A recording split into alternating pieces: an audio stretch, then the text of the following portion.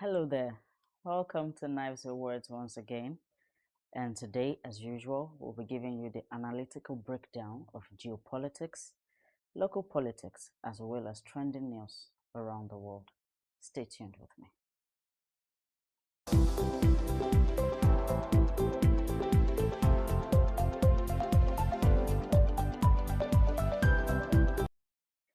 So, welcome once again.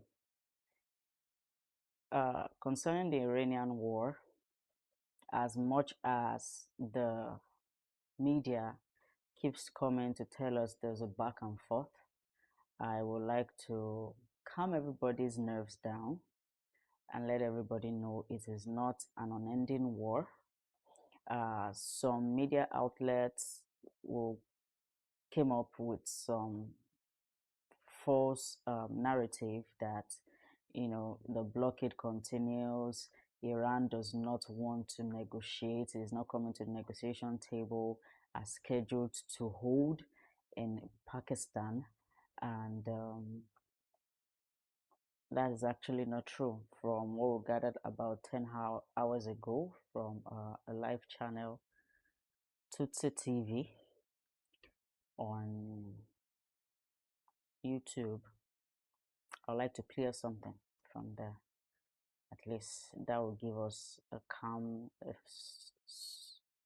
some sort of calmness to the idea that it really is winding down.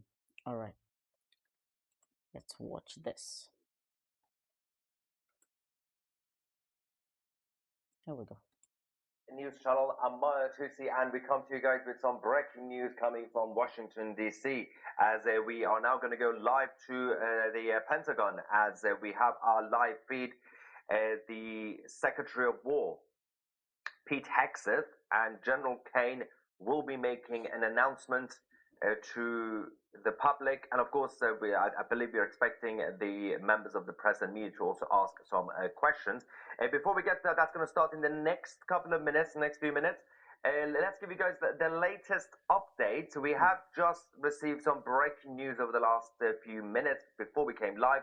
The Islamic Republic of Iran have now begged the Americans to resume the talks in Islamabad, Pakistan, from tomorrow, Saturday, the 25th of April. Now, I'm going to explain why this could be a bit of a problem for the IRGC, but this is the only card they have left.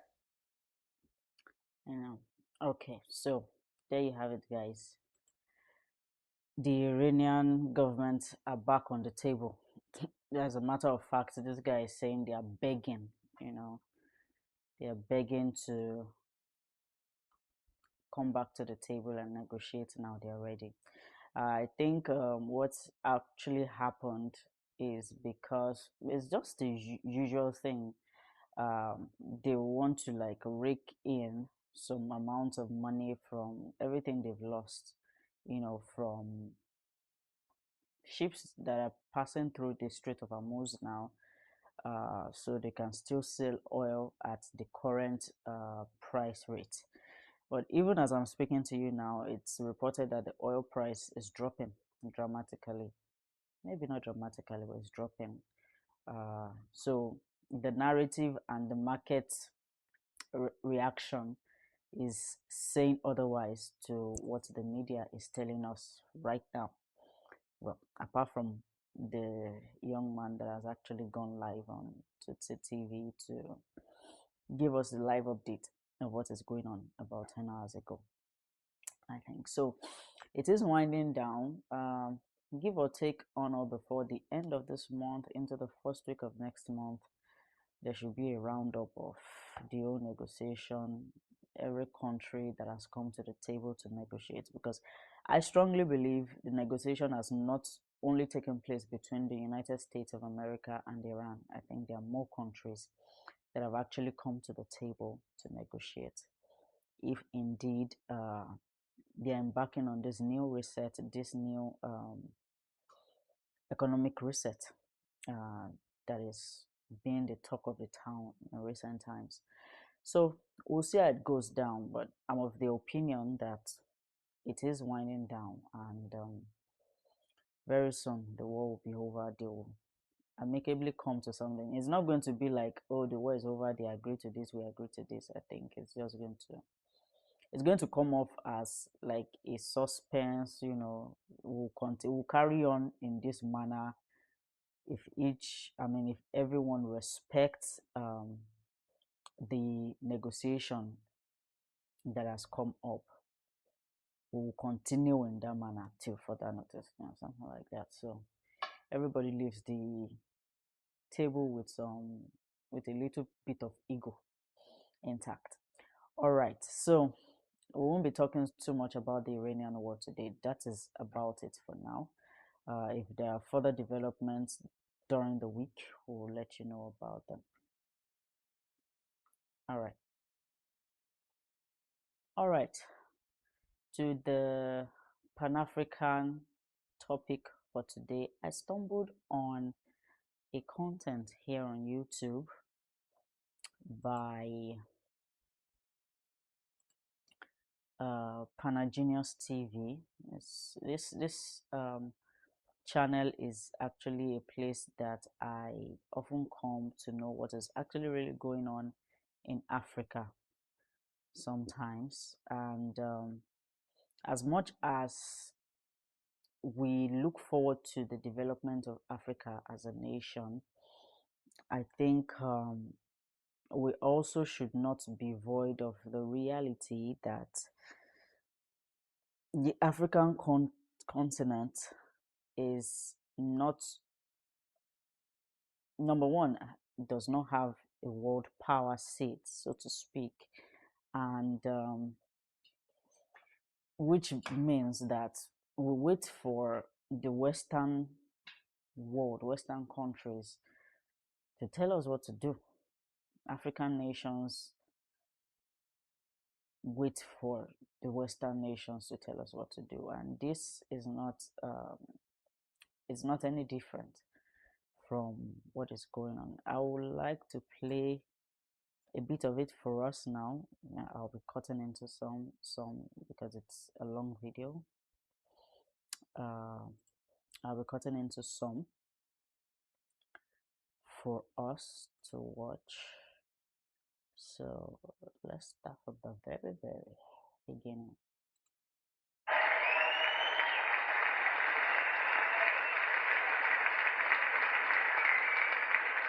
And even as we did, we were criticized, we were challenged, we were even insulted, but we stood firm.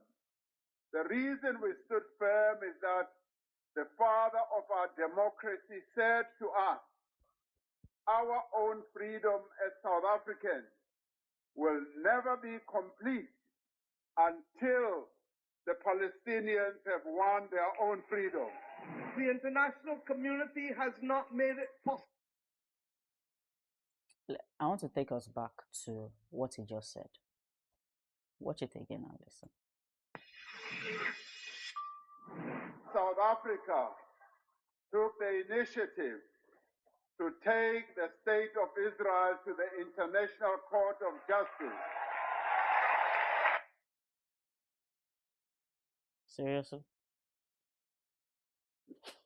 He just basically told us South Africa is one of those countries that have signed a petition to report Israel.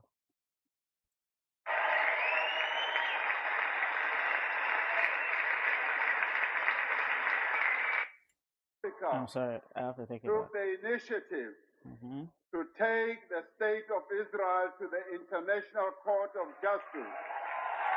So they took Israel to the International Court of Justice. South Africa did. Okay.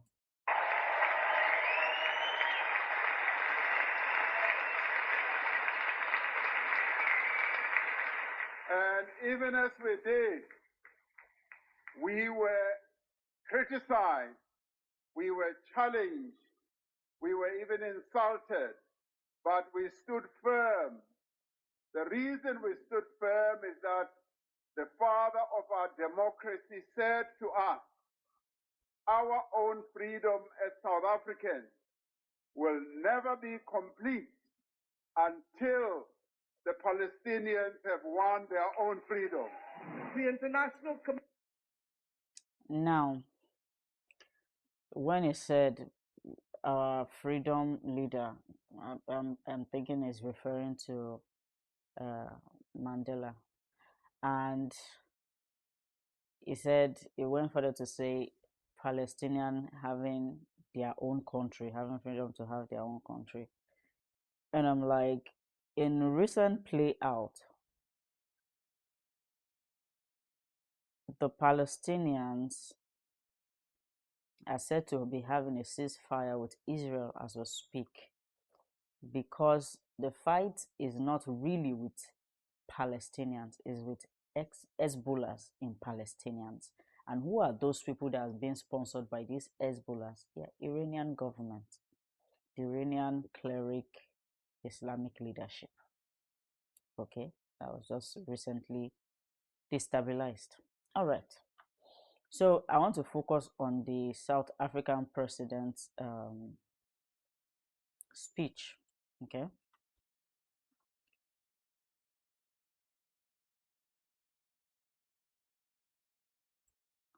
let's go. We were criticized, we were challenged, we were even insulted, but we stood firm. The reason we stood firm is that the father of our democracy said to us, our own freedom as South Africans will never be complete until the Palestinians have won their own freedom. I don't know how one freedom affects the other one. We are not even in the same continent. For crying out loud.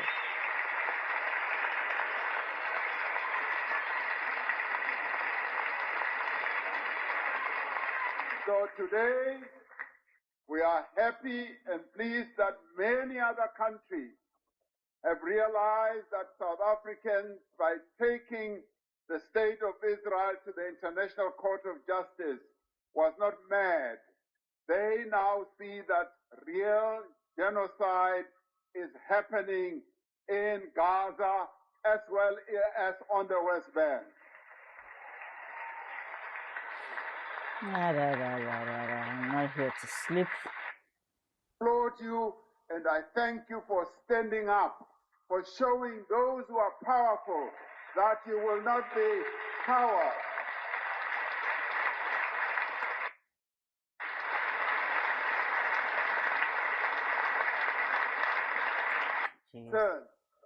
That addresses their pain and overcomes their fears. We must pursue a path that is empowering and inclusive. Across the world, we must build a united front of governments, and I'm really great that there are quite a number of governments that are represented here today. Governments that clearly declare that they are not afraid. They are not afraid of one person in the world, that they will stand up and speak for their people. That is what we want.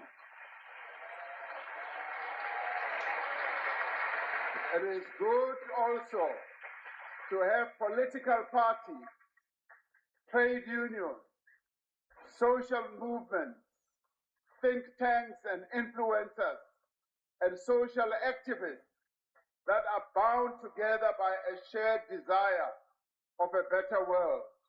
There is a better world that we can build together.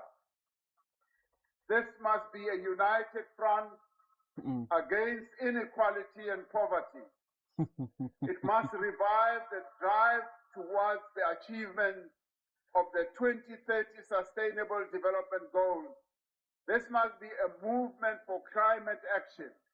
It must ensure that countries honor their commitment to curb emissions. We must build a global movement.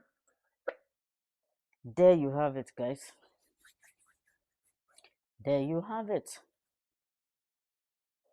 What I picked from what the South African president has said is an alignment with this global reset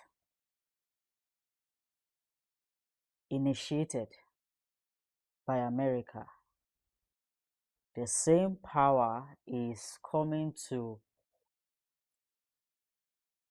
I don't want to use the word tarnish now, that he has come to like antagonize with this speech, public speech. And there has become a twist, right? Of, oh, we are not with them. But if you are able to read between the lines, you realize that the people who have actually become a pace setter for this global reset is the same set of people that is saying they are not aligned with. You see how they manipulate our minds? We are caught watching them, hearing them say, oh, we are not aligned with America. America is this country that has gotten a bad name. Everybody is not in alignment with America right now. Most countries are saying they are not with America. But the truth of the matter is they all agree on certain things. All these world leaders, they all agree on certain things. And while people sit down there not grasping the show that is going on right in front of them, it's so intriguing to me. It's like people are there watching, at the same time they are asleep. The same country that has said it is going into a global reset during the World Forum last year or early this year, that they want to begin a global reset. And now the South African president has come to condemn America as a country and then align with a global reset. My God. We need to be very careful. We need to see in between the things that they say and the things that they do. He hasn't actually come here to lie. He has only come here to play games with our minds. Do you see? Let me take it back. The World Forum, I don't know, I wish I had a video on ground concerning the World Forum thing. They were saying that Trump and other world leader powers were saying that there has to be a global reset, there has to be a shift, there has to be instant payment, instant this, everything economically inclined, AI, this. If you are in the news, the economic news, you know this is what has been the talk for the past few months. All right, now please listen carefully once again. People's experiences, that recognizes their concerns, that addresses their pain and overcomes their fears. We must pursue a path that is empowering and inclusive. Across the world, we must build a empowering, inclusive, okay, united front, one channel, all right, okay, of government. And I'm governments. really great that there are quite a number of governments that are represented here today. Governments that clearly declare that they are not afraid. They are not afraid of one person in the world, that they will stand up and speak for their people. That is what we want. They will stand up and speak for their people. United front of government, okay? It is good also to have political parties, One, trade unions, two, social movements, three.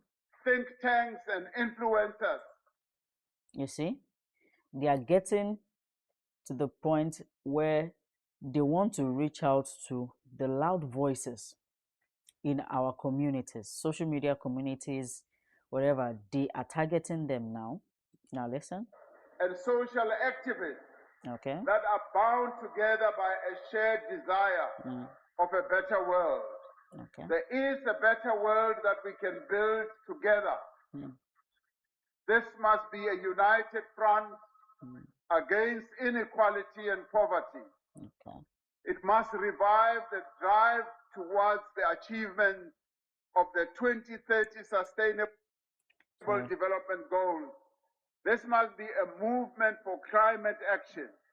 It must ensure that countries honor their commitment to curb emissions. We must build a global movement that enables countries to undertake just and inclusive transitions that drive social and economic development whilst protecting affected communities and workers across the world. We must build a world of genuine multilateral cooperation with.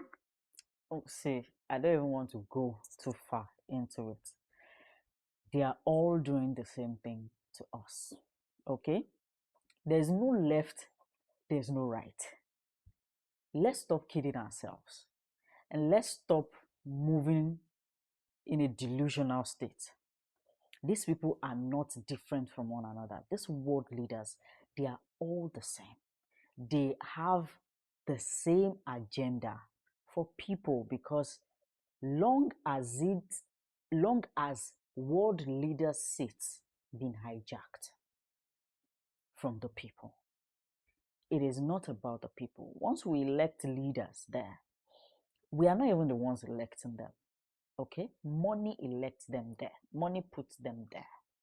Okay? They give their services to the highest bidder. If you want your vote to count, I heard someone say, if you want your vote to count, then be ready to pay some money. Okay? So money is what puts them there. Their service is to the highest bidder. All right? So it is not about us. It is about the elite of the society. It is about the countries that still have power over some countries. All right? And Africa, there is no African country that has a sovereign leadership. None. We are intertwined with these Western countries, and most times, rather than not, we dance to their tunes. So don't let anybody come here and tell you they are condemning America. The same America you're condemning has the Europeans by the balls. The same Europeans that have actually set up this world, this summit. The same Europeans that have set up this summit. Let us not be fooled. For people, for this world to get better, it's not going to be through the world leaders. It is not happening that way. The only way, in my opinion, that I feel that the world can be a better place is that we as people must seize power in a solemn manner, not revolution, but evolution. Our minds must be tuned, well tuned, to realize that whatever it is they put in front of us as good is a smoke screen. There is nothing good about it. It's a waste of our own time, our own resources, and our own given opportunities to make something better for ourselves and for our children. Okay? I, for one, am of the opinion that people need to now go back to communal living. Let's go back to rural settlements. Let's begin to establish things. Because most of the time, these world leaders, their focus is in the urban areas. Okay? Let's go back home Let's establish things. Let's move things. I know they can have um, military might, they can be very corny and do things, but there's very little they can do against us in numbers. If we build something here, they demolish. We build something there, they demolish. How many can they demolish? Because they still need us. They don't want to be in our bad books, so they still need us and they need to play their games right. And so I'm saying that as much as they claim to have power, we also have power. But we have to change the narrative. We have to understand that what they are saying to us is not what it is for us. Let us open our eyes. Let us open our minds. Let us know what these people really are doing. Global economic reforms. I'm hearing this over and over and over and over again. And as I sit here with you, they are concluding of how to make us slaves to them economically, where we will not have any choice than to serve them at their commands. People, we need to wake up. A lot of people around the world are waking up. Africans, we need to wake up too. Our leaders are not there for us. Political parties, influencers, you can hear him say all these things. These are tools in their hands to manipulate our minds, propagate their narrative into our minds, and divide us into perceptions, perspectives, saying this is what is right, this is what is wrong. In our society right now, that is all that is there. As a Nigerian, I can categorically tell you that every passing day, it is war between man and woman. It is war between one activist to the other. It is war between one political party and the other. It is war between one ethnic group and the other. Must it be something versus something? Must it be us being divided in a narrative where there are two parties involved and we have to choose sides? Must we choose sides? Why can't we choose us for once? Let us choose ourselves for once, we the people. What we choose to hear, what we choose to do, based on the merits, based on what we want for our future. I don't care who Showore is fighting with. I don't care who Peter Obi or Tinubu is vying against. I don't care if it's a man that has misbehaved today or a woman that has misbehaved tomorrow. We have to be better as people. Simple as that, and our situations have to be better. The narrative is pulling us aside, is pulling us away from what we should be seeing, what the real truth is. Come on, guys. Africans, we have a very large population of youths. We cannot let them tear us into two sides. We don't have to choose what they put in front of us. For some reason, we don't have a lot to pick from. Either you are siding with a man or a woman. Either you are siding with Obi or Tinubu. Either you are siding with VDM or Showore. Why must we choose a side? Enough of the distractions, of the smoke screens. Let us focus on what it is. I got really emotional. All right, but it is the truth. We cannot continue to let these people divide us. We have to stand up for ourselves and focus on the things We really need to change our lives and the future for our children to make the world a better place for us to live in. Let us make it about us for once. All right. And that will be it for uh, the Pan African section uh, of the show today. So I will be going on my editor's note. My editor's note is totally different from political analysis. Let's go.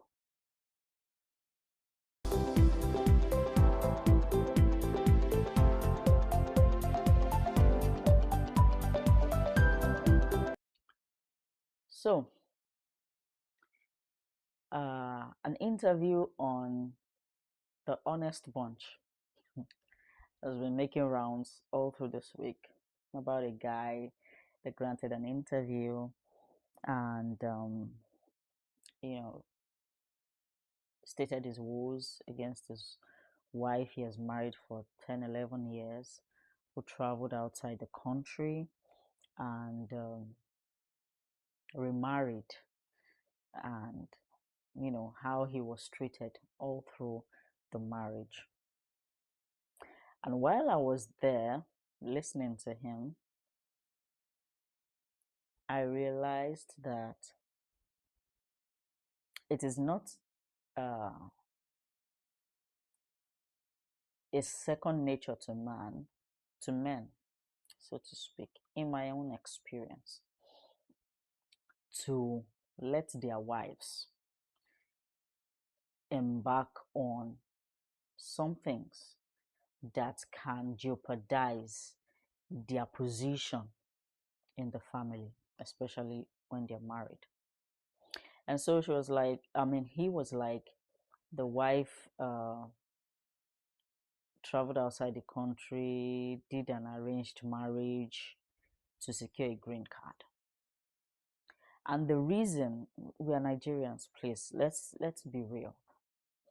The reason men allow this is because they become benefactors of those green cards, okay? As long as you and your partner are on the same page, you benefit. She has a green card. She pulls you over to the country where she is at, and then you also, through her, will be able to secure a green card, okay? And then your children. So let's not sit down here taking it all in that he allowed it out of love. Okay, it is the truth. It is to benefit. That's one. Two,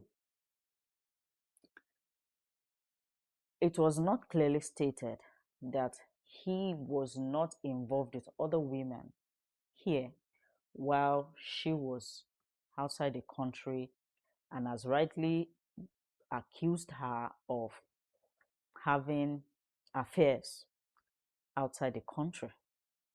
But he himself could not tell us clearly that he was not involved with other women here while she was out of the country.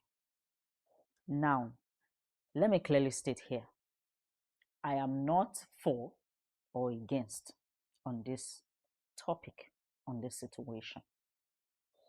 What I am for and against is picking sides. Whether the wife did wrong things, made the wrong moves in the marriage, let's not turn the eye away from what the man could have actually done himself. All right? I, for one, believe that it benefits him that the wife travels outside the country, got the house, got the green card. And I'm thinking, I don't know, I am thinking in my mind, not that I have anything against this young man, but I'm thinking in my mind that when it seemed like the vision, the goal switched, it felt defrauded. He felt um, manipulated out of his hard-earned money because for crying out loud, he kept talking about the money he sent and he was crying about it. So to me, it felt like it was a form of investment, emotional and financial investment, okay, to leave Nigeria and go join his partner ended up who ended up changing the narrative, which he could not seem to uh, contain. All right, and now there are more back and forth between them. The wife suing him having a counter uh, suit against her. You know, at the end of the day, I think the most important thing for us as humans is to own our truth. Let's own our truth. If you, as a woman, have been committed to a man and you both agreed to a certain project, certain mission, then be committed. It is wrong to actually go outside the idea, the vision you both were trying to achieve, the goal you both were trying to achieve as a couple.